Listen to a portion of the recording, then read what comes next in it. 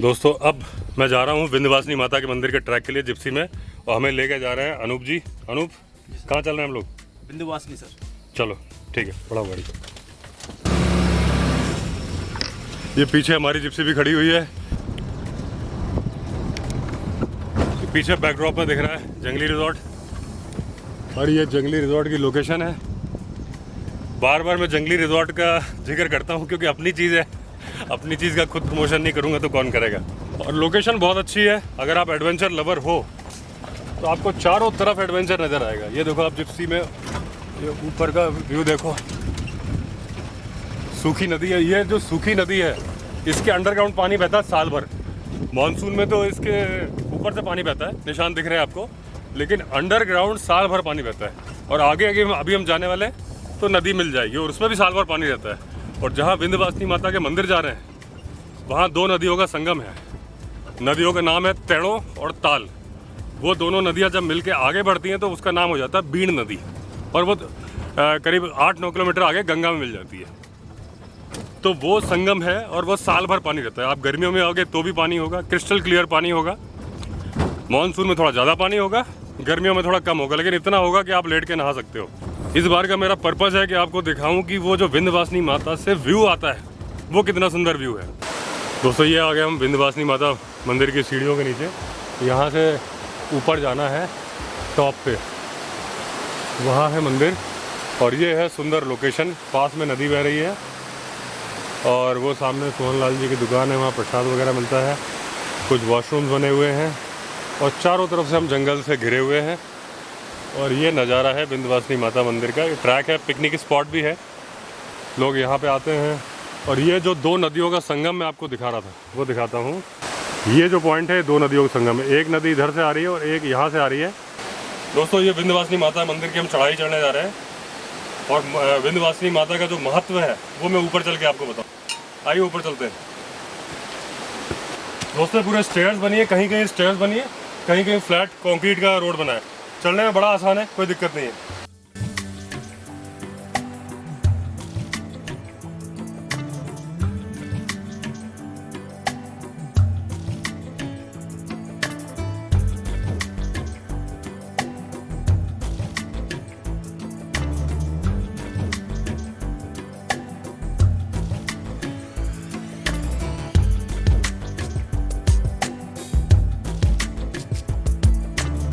यहाँ से दो रास्ते जा रहे हैं, एक ही बात है, चाहे यहाँ से जाओ चाहे यहाँ से जाओ।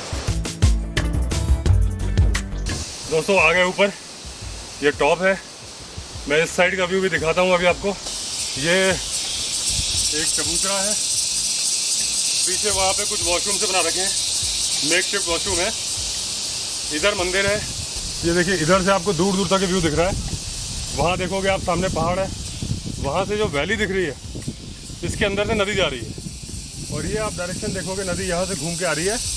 और ऐसे ये रास्ता भी है, मतलब नदी मानसून में तो पूरी बहती है, बाकी टाइम पे साइड में नदी है और रास्ता भी है। हमारी गाड़ी भी उसी में से आती है। और इधर से जाके दो नदियों का संगम हो जाता है, और दूसरी नदी यहाँ से आ रही है। इस साइड से ये जो नदी आ रही है इसको ताल बोलते हैं, सामने से आ रही है तेणो, और जो अभी मैंने आपको पहले दिखाई थी ये हो जाती है बीण। तो तीन नदियाँ अभी मंदिर, माता के मंदिर की तरफ ले चलते हैं, फिर मैं यहाँ के महत्व के बारे में बताऊँगा।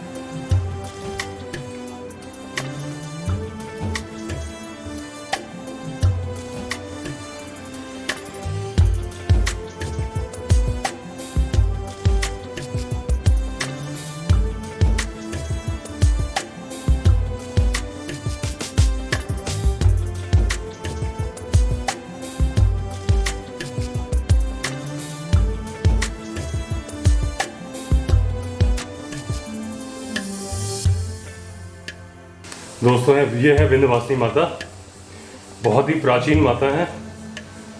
और विंध्यवासिनी माता जहाँ से भी आई हैं, जब ये सारी विंध्यवासिनी माता, कई जगह मंदिर है, मिर्ज़ापुर यूपी में है, नेपाल में है, जगह का नाम ही विंध्यवासिनी है।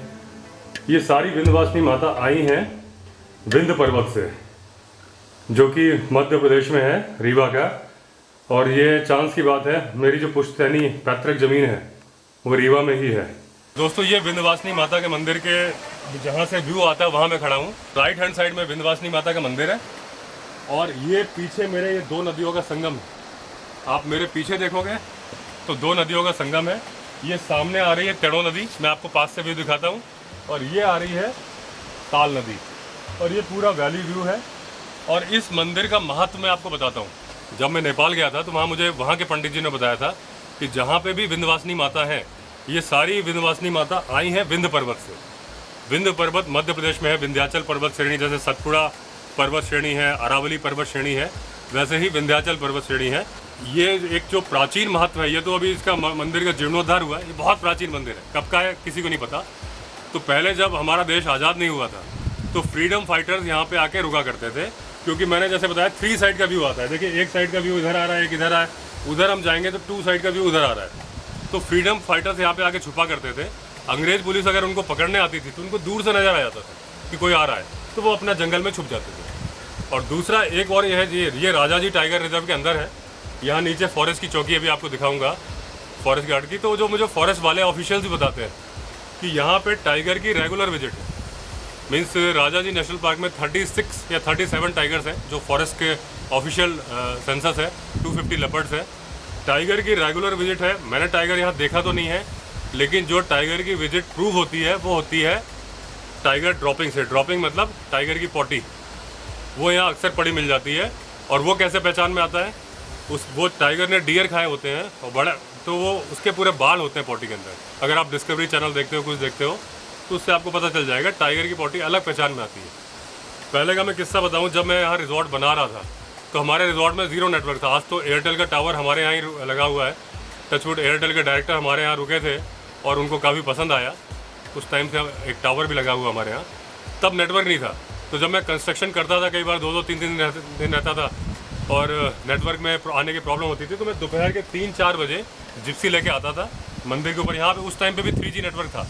यहाँ बैठ के अपनी मेल वगैरह चेक करता था, फॉरवर्ड करता था, अपने स्टाफ से कम्युनिकेट करता था। एक बार आने में लेट हो गया, करीब 5 बज गए। और जैसे अभी भी हम मंदिर में आए हैं तो मैं और अनूप जो कैमरा पकड़े हुए हैं, हम दोनों के अलावा यहाँ कोई नहीं है। उस दिन भी ऐसा हुआ, मैं अकेला आया और मंदिर में आता था, दर्शन करता था और यहाँ से मेल करता था। थोड़ा अंधेरा हो गया था, करीब मुझे लग रहा है शाम के 5 बजे होंगे। ऊपर आया एकदम सुनसान था, नीचे भी कोई नज़र नहीं आ रहा था। अब फिर मुझे वो बात याद आ गई कि यहाँ टाइगर आता है रेगुलर, और माता के मैं पैर पड़ने के लिए उठा। मुझे लग रहा है जैसे ही मैं सिर उठाऊंगा तो सामने टाइगर खड़ा मिलेगा, तो इतना डर लग रहा था, लेकिन ऐसा कुछ था नहीं। फिर मैंने जल्दी जल्दी उस दिन मेल फॉरवर्ड करी और मैं चला गया। आपको दिखाता हूँ ये इस बात की सच्चाई। अभी जब अनूप नीचे आएंगे तो जो बाबा जी का यहाँ पे समाधि स्थल भी है, और जो उनका पूजा स्थल है वो भी उन्होंने पूरा ग्रिल से कवर कर रखा है, इसीलिए कि टाइगर की मूवमेंट है। क्योंकि लेपर्ड से कोई नहीं डरता यहाँ पे लोग खुले में सो जाते हैं, कोई नहीं डरता, लेकिन टाइगर तो टाइगर है। तो अभी मैं अनूप से बोलता हूँ, अनूप नीचे आएंगे, आपको बाबा के समाधि स्थल भी दिखाते हैं। यहाँ बाबा जी रहते थे और उन्होंने पूरा ग्रिल से कवर कर रखा है।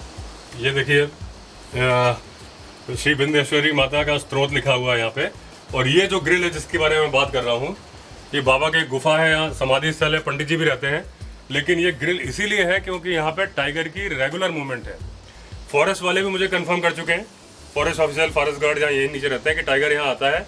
और जो लोग धार्मिक आस्था से मानते हैं कि माता का वाहन टाइगर है, तो क्योंकि टाइगर की मूवमेंट आगे बिल्कुल नहीं है, आगे खेतों में, गाँव में नहीं जाता, तो जो लोग धार्मिक महत्व से मानते हैं बोलते हैं कि माता का वाहन है, इसलिए माता के दर्शन करने आता है।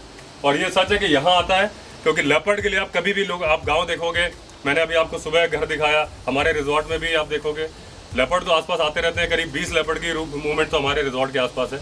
लेपर्ड से कोई नहीं डरता, और लेपर्ड भी आदमी देख लेता है तो दूर पास में नहीं आता। टाइगर बहुत बड़ा जानवर है, कंपैरिजन करें अगर हम लेपर्ड से, तो उसके प्रोटेक्शन के लिए जो बाबा जी भी रहते हैं, उन्होंने भी पूरा ग्रिल से कवर करके बनाया है। अंदर का मैं जूम करके आपको दिखाता हूँ, शायद थोड़ा कैप्चर हो जाए, बंद है अभी।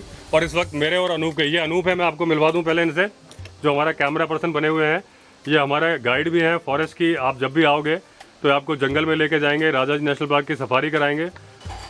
ये देखिए दोस्तों, हवन ये हमेशा चलता रहता है, यहाँ पे हवन होता है।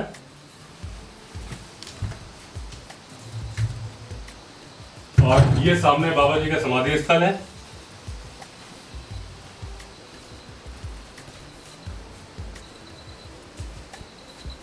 ये बाबा जी थे, उनका समाधि स्थल है। और ये गुफा है, बाबा की गुफा है, यहाँ बाबा जी रहते हैं। और इन्होंने अपना यहाँ पे बेड वगैरह लगाए हैं। ये शंकर जी का शिवलिंग है, नंदी जी बैठे हैं, माता रानी बैठी हैं, और यहीं पे एक माता रानी की पुरानी गुफा है। ये छोटी सी किचन बना रखी है अपने, यहीं बाबा जी भोजन प्रसाद बनाते हैं। ये इनका स्टोर रूम है, यहाँ एक छोटा सा स्टोर रूम, इन्वर्टर की व्यवस्था भी है। ये बाबा जी का बेड है, और ये है बाबा जी। बाबा जी आपका शुभ नाम क्या है? सुभाष दास। सुभाष दास। कब से रह रहे हैं यहाँ पे? मैं यहाँ जन्माष्टमी से। जन्माष्टमी से। तो क्या यहाँ पे हवन हमेशा अग्नि 24 घंटे चलती रहती है? हवन और माता की जोत। और आपने कभी शेर देखा है यहाँ पे? नहीं देखा तो नहीं, पर आता है। हाँ, पता आता है ना, क्योंकि हमने भी सुना हुआ है कि आता है। आता है, माथा टेकता है, परिक्रमा करता है। हाँ देखिए जो दोस्तों, जैसे मैं बता रहा था, आप बाबा जी तो अभी जन्माष्टमी में आए हैं, रिसेंटली आए हैं, लेकिन इन्होंने भी वही बात बता रहे हैं जो मैंने सुनी हुई है कि यहाँ आके मत्था टेकता है, चला परिक्रमा करके चला जाता है, किसी को कुछ नहीं करता, सबकी हाँ। सेवा में यही है। वो यही, तो वही जो धार्मिक आस्था जुड़ा है। और मैंने बता रहा हूँ कि वो उसकी जो ड्रॉपिंग जिसको कि बोलते हैं कि टाइगर की पॉटी, वो तो मैंने खुद देखी हुई है, उसमें डियर के बाल होते हैं, जाता है, मैंने प्रूफ देखा हुआ है। तो ये चलिए बाबा जी मिल गए, इस बारे में मिल गया। तो ये दोस्तों, ये विंध्यवासिनी माता है। अगर आप जंगली रिजॉर्ट आ रहे हैं, ट्रैक करके जरूर आइए, बहुत सुंदर जगह है, व्यू पॉइंट से भी धार्मिक महत्व भी है, और अगर आप नेचर लवर हैं तो बहुत बढ़िया जगह है, एक बार आपको जरूर आना चाहिए। तो दोस्तों, ये थी इन्फॉर्मेशन विंध्यवासिनी माता मंदिर के बारे में। अगले ब्लॉग में नई इन्फॉर्मेशन के साथ फिर मिलेंगे। मेरी फिर आपसे रिक्वेस्ट है, अगर आपने चैनल सब्सक्राइब नहीं किया है तो चैनल सब्सक्राइब कर दीजिए। चलिए दोस्तों, फिर मिलते हैं अगले ब्लॉग में, तब तक के लिए all the best. Vande Mataram.